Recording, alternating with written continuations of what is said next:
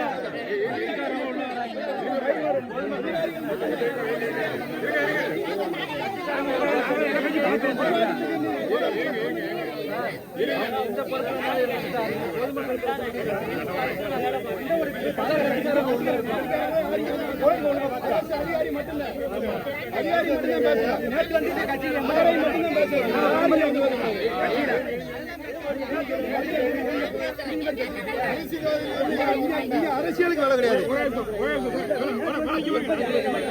Madam. இங்க பாருங்க, வருங்க. அவர் பேசிட்டோம், மச்சான் பேசிட்டோம்.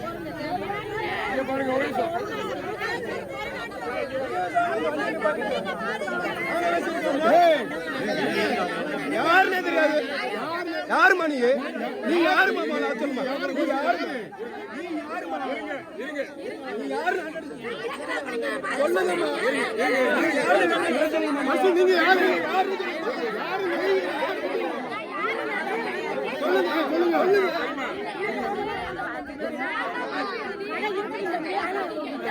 அமைச்சர்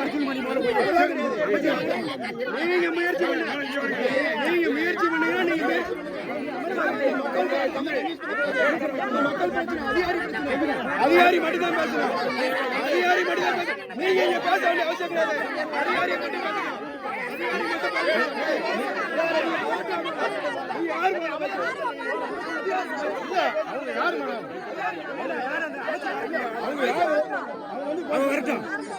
வரட்டும். நீ வர சொல்லுங்க, அமைச்சர் வர சொல்லுங்க. வேலையா மார்க்கெட் கஞ்சி கேட்டாங்க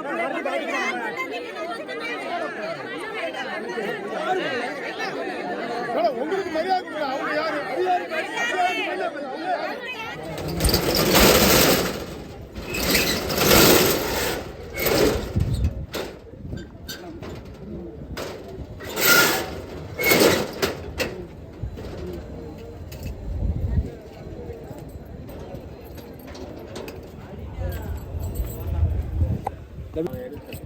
போட்டு போறோம்.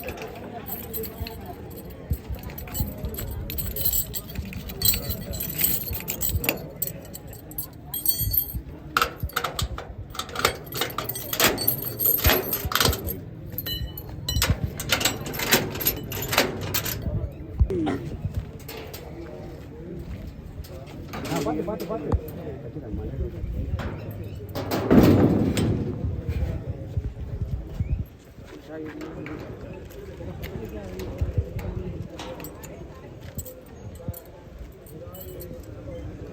இங்க கடை இங்க கேமரா கவர் ஆகலையோ இங்க இருக்குள்ள எது